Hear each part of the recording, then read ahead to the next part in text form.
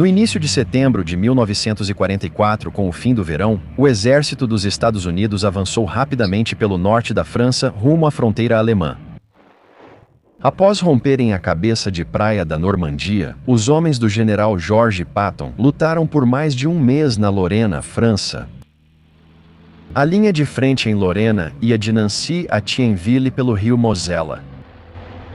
Para avançar sobre o Sarre, os americanos tentaram criar cabeças de ponte sobre o rio Mosela, aproveitando áreas alemãs menos defendidas. Mesmo com defesa estreita, a Alemanha conteve a maioria das tentativas americanas de cruzar o rio em 5 e 6 de setembro. Após esses sucessos, o coronel-general Otto von Noblesdorff, comandante do Primeiro Exército, decidiu lançar uma contraofensiva contra as forças americanas paralisadas. Ele planejava enviar a 106ª Brigada Panzer do coronel Franz Baca contra a 90ª Divisão do Major-General Raymond McLean, posicionada no extremo esquerdo do Terceiro Exército. Noblesdorff acreditava que atacar com blindados o flanco vulnerável da 90ª Divisão de Infantaria dos Estados Unidos da América causaria caos e possivelmente faria suas unidades colapsarem e fugirem. Hitler aceitou o plano, mas restringiu a 106ª a só 48 horas de uso sob ordens rígidas. Noblesdorff e Baca eram oficiais experientes com ampla atuação no leste. Eles confiavam que um ataque blindado no flanco vulnerável e infiltrações profundas nas linhas americanas causariam pânico suficiente para que suas unidades colapsassem e fugissem, como os russos faziam em situações semelhantes.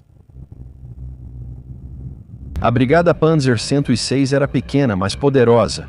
Sua principal força era um batalhão Panzer com 3 companhias de tanques Panther e uma de Jagdpanzer IV, que usavam o potente canhão de 75 mm dos Panthers, em um chassi sem torre. Naquele dia fatídico, a unidade dispunha de 36 tanques Panther 11 Jagdpanzer 419 semi-lagartas de vários modelos e seus próprios Panzers, granadeiros e infantaria da 59ª Divisão Volksgrenadier reforçaram a brigada, acompanhando os tanques nos veículos. O ataque alemão mirou a 90ª Divisão de Infantaria Americana do 20º Corpo de Exército. A 90ª Divisão de Infantaria tinha vários reforços importantes para ajudar na luta. O 712º Batalhão de Tanques uniu-se à divisão no fim de junho e já estava integrado às operações em setembro. O 712º tinha 4 companhias de tanques, 3 com M4 Sherman e uma com M5A1 Stuart.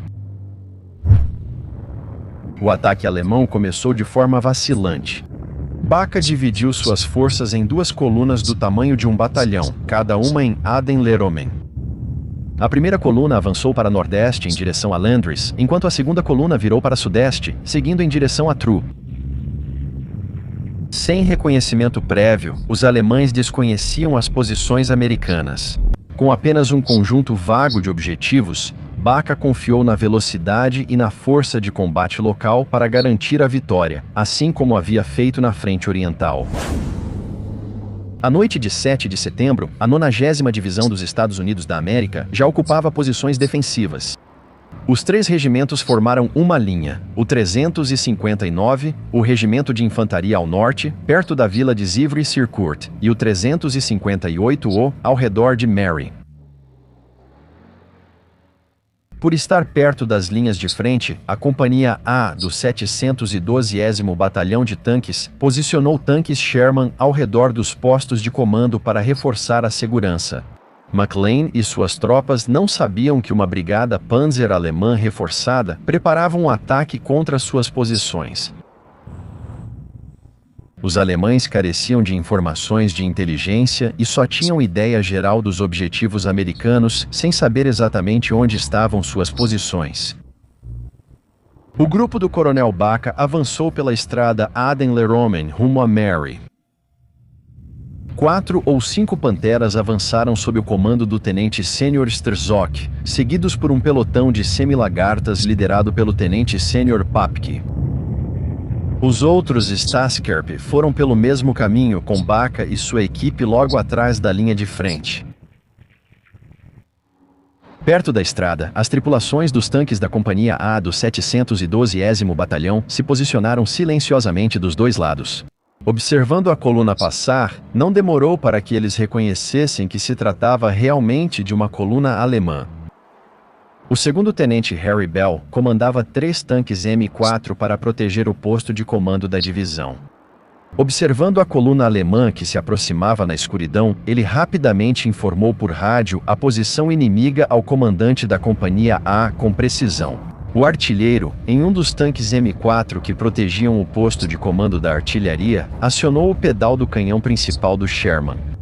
O canhão estrondou e iluminou a noite ao disparar, atingindo uma meia lagarta alemã na retaguarda da coluna.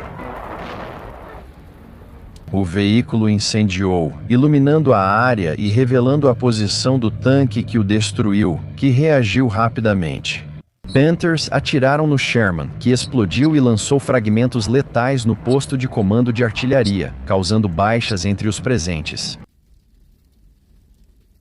Perto dali, um Sherman. O motorista ligou o motor do tanque, atraindo a atenção da tripulação de outro Panther. O Panther fez seu primeiro disparo e acertou a suspensão do tanque americano.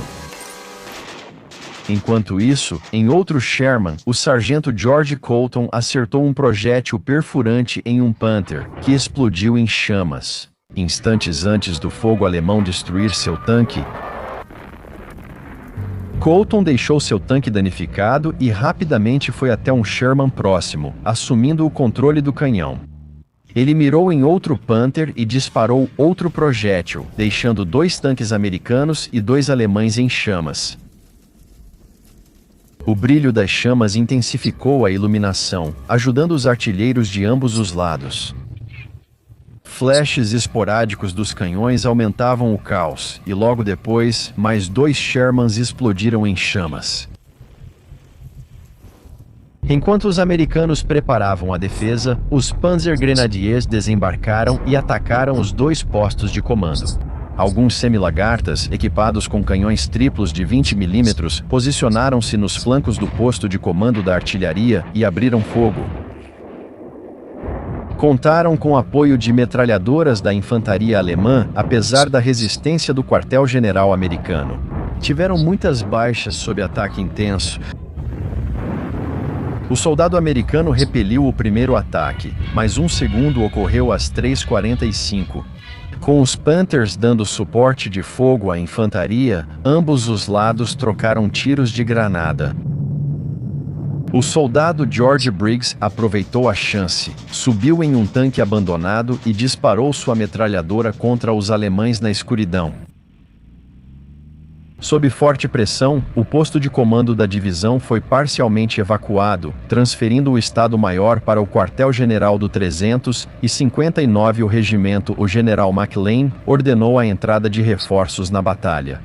O 2º e o 3º Batalhões do 359 o avançaram pelo norte, acompanhados pela Companhia C do 71º Batalhão de Tanques. Baca dividiu seu grupo de choque em unidades menores para infiltrar-se pelas linhas americanas, o que levou esses grupos a encontrarem outras unidades americanas na escuridão. Um desses grupos colidiu com a Companhia D do 712º ao sul dos postos de comando. Esse batalhão usava tanques M5A1 Stuart menores e atuava como companhia leve. A unidade relatou depois uma coluna inimiga com cerca de 5 tanques Panther e 6 half-tracks, descendo por uma estrada entre as companhias de tanques americanas. A coluna circulou a área do 712º Batalhão e acreditava-se que tinha sido totalmente eliminada ou destruída. Ray Griffin, da Companhia C, não participou inicialmente do tiroteio na estrada. Seu pelotão foi enviado ao posto de comando de artilharia. Lá, as tripulações camuflaram os tanques M4 com galhos e aguardaram o amanhecer. Griffin lembrou quando pôde identificar os tanques na base da colina. Como alemão, ordenei ao artilheiro Bob Gladson mirar nosso canhão no tanque alemão mais próximo. Nossa munição perfurante de 75 mm ricocheteou, Andy Rigo recarregou e atiramos de novo, sem sucesso. Disparamos 3 ou 4 projéteis perfurantes, mas nenhum causou dano ao tanque inimigo. Os alemães avistaram o tanque de Griffin e revidaram, atingindo o M4 que incendiou. Felizmente, toda a tripulação escapou ilesa. Outros da Companhia C enfrentaram os alemães com mais eficácia. Don Naff comandava um M4. Sherman viu um tanque perto dele ser atingido por um Panther a cerca de 2.000 jardas. Vendo que o Sherman não podia revidar de longe, buscaram cobertura. Em minutos, o tanque de Knapp se uniu a outros em defilade de casco. Como lembrou, depois, mais tanques desceram a colina. Sem saber da nossa presença, nós os atacamos disparando juntos. Acredito que acertamos um Panther, ou alguém acertou, e ele pegou fogo. Houve uma explosão. Quando outra força alemã se aproximou da companhia após o amanhecer. Forrest Dixon, oficial de manutenção, subiu em um Sherman em reparos, sem motor, mas com bateria. Preocupado em proteger a munição e o combustível do batalhão, ele sentiu que precisava agir. A maioria dos mecânicos fugiu ao ver os tanques alemães, mas um soldado ficou para ajudar Dixon a carregar o canhão de 75 mm. Havia só um projétil no compartimento de prontidão. Apesar do Sherman estar ligado, Dixon notou que a mira da torre devia estar desalinhada do cano, situação chamada de bore sighting. Assim, ele decidiu esperar o tanque alemão se aproximar antes de agir. Eu mantive a mira no tanque da frente e quando ele se aproximou a cerca de 50 jardas de mim, foi quando ele me avistou e começou a virar o canhão na minha direção, então eu atirei, contou Dixon. Ele desabilitou o Panther, mas já estava sem munição. Ele rapidamente chamou Sam Adair, responsável pelos canhões do 712º pelo rádio, Shermans com obuseiro de 105 mm no lugar do canhão de 75 mm. Adair e sua equipe chegaram rapidamente e ao verem os reforços americanos se aproximando, os alemães se renderam. A batalha dos postos de comando se desenrolou como um confronto caótico, com blindados e infantaria duelando no escuro. No meio da confusão, os alemães notaram que a situação não saía como previsto. Baca, um veterano experiente com experiência na frente oriental lutando contra os soviéticos, já tinha visto seus inimigos romperem e fugirem ao se depararem com uma coluna de panzers alemães penetrando suas linhas. No entanto, neste teatro ocidental, os soldados americanos se recusaram a recuar. Grupos dispersos de soldados americanos se reagruparam e lançaram contra-ataques. Mesmo sem coordenação, a infantaria dos Estados Unidos da América pressionou os alemães e frustrou suas tentativas de retomar o ímpeto. Apesar do confronto intenso, a 90ª Divisão manteve-se firme e não entrou em pânico. A infantaria americana estava equipada com várias armas antitanque e recebia apoio próximo de tanques divisionais e artilharia. Tanques americanos dispersos atacaram a coluna, enquanto a infantaria se posicionou nos cruzamentos para impedir o avanço alemão. Consequentemente, os alemães enfrentaram assédio constante dos tanques e suportaram bombardeios contínuos da artilharia. Após 3 horas de batalha, os alemães recuaram e parte do grupo de ataque conseguiu se retirar. A outra metade, posicionada em uma estrada rebaixada a oeste de Mary, enfrentou fogo direcionado da artilharia americana e foi completamente destruída. Um batalhão do 359, o regimento com apoio dos tanques do 712º, cercou os alemães e bloqueou sua fuga.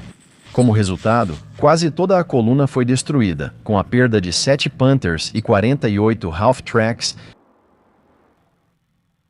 Com a armadilha mortal se fechando, Baca lutava para controlar suas unidades e escapar. A paisagem de vilarejos e bosques densos favorecia os americanos, ajudando-os a neutralizar tanques alemães de perto. Ao final do seu primeiro dia de combate, a Brigada Panzer 106 havia sido decisivamente derrotada, perdendo a maioria de seus tanques e infantaria no processo. O prejuízo foi grande, com ao menos 750 homens mortos ou capturados, incluindo oficiais superiores. A brigada perdeu 21 dos 47 tanques e destroyers de tanques, além de mais de 60 veículos blindados de transporte. Isso reduziu sua capacidade de combate em 3/4, deixando a unidade incapaz de realizar novas operações ofensivas. Ela deixou de existir efetivamente como uma unidade de combate funcional. Apesar da liderança experiente de Baca, sua brigada falhou no ataque pela má execução. Suas tropas inexperientes não tinham expertise para enfrentar uma divisão veterana dos Estados Unidos da América. A falta de artilharia própria reduziu ainda mais a capacidade da unidade. No exército, a liderança alemã superestimou a brigada e a enviou para um ataque mal planejado que só conseguiu atrasar brevemente o avanço americano. Segundo o relatório pós-ação da 90ª Divisão, os atacantes alemães pareciam esbarrar nos postos de comando sem notar que enfrentavam uma unidade de retaguarda. O destaque do batalhão de tanques na batalha impressionou o general McClellan, fazendo o 712º ganhar o apelido de punho blindado da 90ª. Mais tarde na guerra, um comandante de divisão blindada ofereceu ajuda a McClellan, que recusou dizendo: "Não, obrigado, eu tenho a 712ª divisão blindada."